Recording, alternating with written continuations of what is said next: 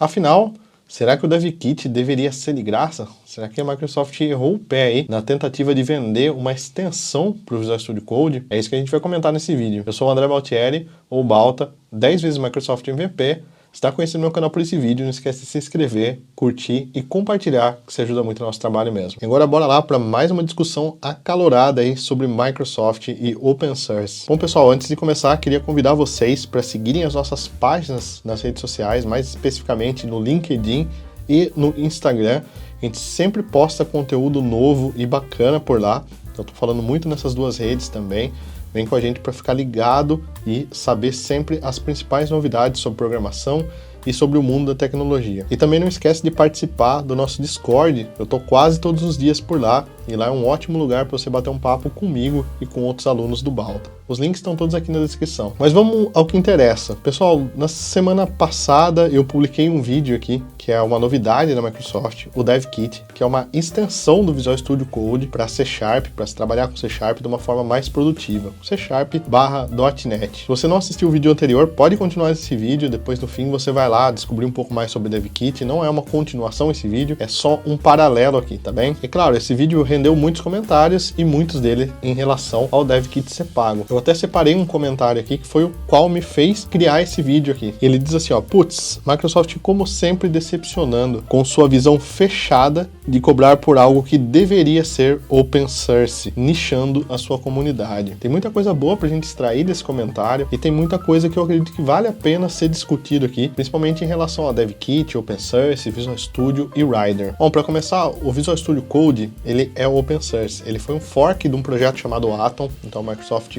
copiou esse projeto, melhorou ele e trouxe pra gente o Visual Studio Code, que é uma ferramenta aberta, você consegue ir lá no GitHub baixar o source dele e criar suas extensões aí, por exemplo, ou mesmo rodar uma própria versão do Visual Studio Code com as modificações que você quiser. O código é totalmente aberto. Quando a gente fala em trabalhar com C# dentro do Visual Studio, C# e .NET no caso, a gente tem um item chamado de OmniSharp, que é quem faz toda a mágica acontecer ali, que traz o IntelliSense, que traz a possibilidade de debug pra gente e N outros itens na hora que a gente está trabalhando com C# ali dentro. Essa ferramenta, esse OmniSharp, ele também é gratuito. Então essa extensão base que a gente usa do C# no Visual Studio Code, ela é gratuita e a licença dela, até onde eu sei e até a gravação desse vídeo, não vai mudar. Ou seja, você pode trabalhar com C# no Visual Studio de forma totalmente gratuita. E aí vem o primeiro ponto aqui, que é sempre que a gente falar de Microsoft e de Open Source, vai existir um atrito, porque a Microsoft não vende coisas de forma indiscreta como outras empresas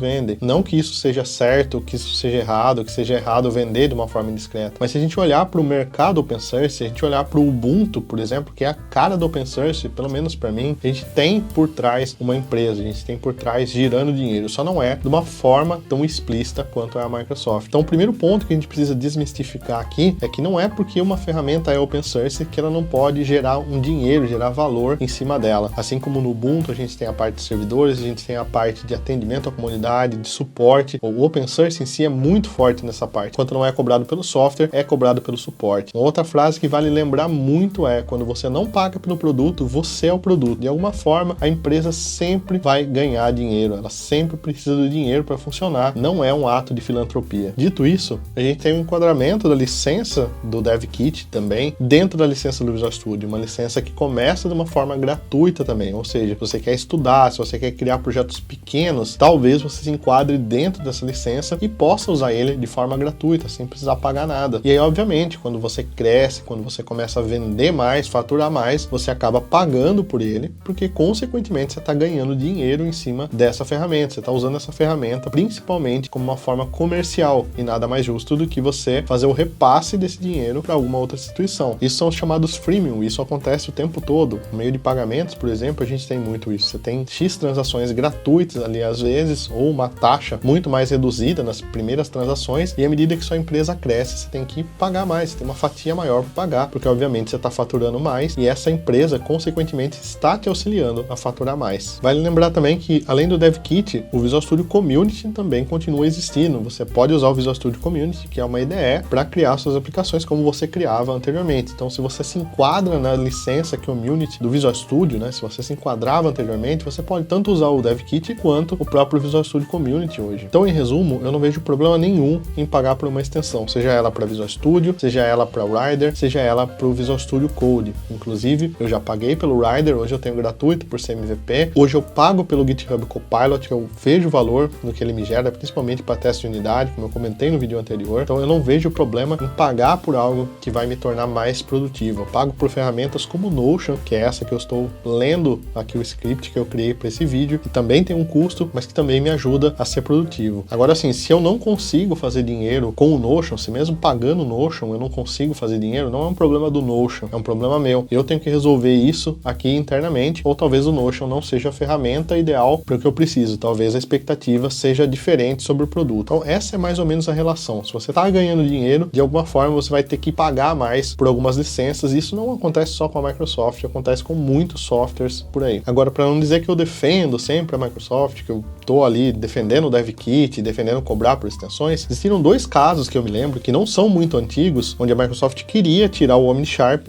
ali do Visual Studio Code, e eu fui totalmente contra, até publiquei algumas coisas no LinkedIn, principalmente, falando sobre isso, o quanto isso ia afetar a comunidade, principalmente de C#.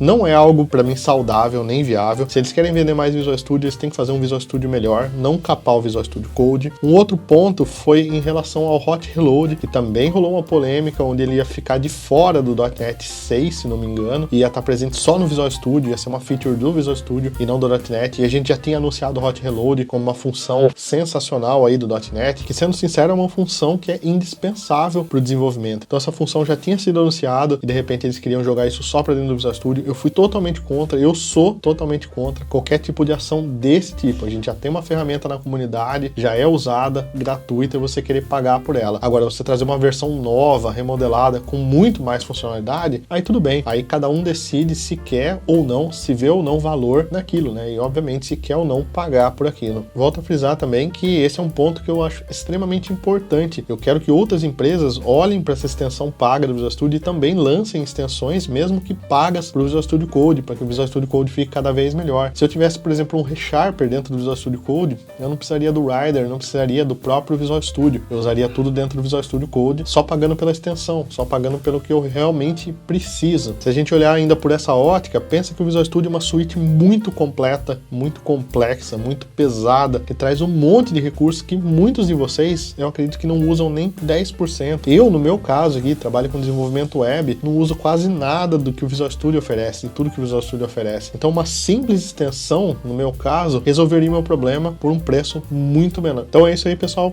Esse era o conteúdo que eu queria compartilhar com vocês hoje. Essa é a minha visão sobre o versionamento do DevKit, sobre novas extensões que possam vir a ser pagas dentro do Visual Studio Code. Particularmente, eu não enxergo isso como algo ruim, principalmente se o preço ficar abaixo ali dos $20, que é uma tier que eu acho sensacional. Qualquer desenvolvedor aí que ganhe dinheiro com software consegue pagar, tá bom? Mas, claro, eu quero ouvir a opinião de vocês, então deixa aí seu comentário, o que você acha da minha visão, da minha opinião e qual é a sua opinião aí sobre esse assunto todo. Um abraço e até o próximo vídeo.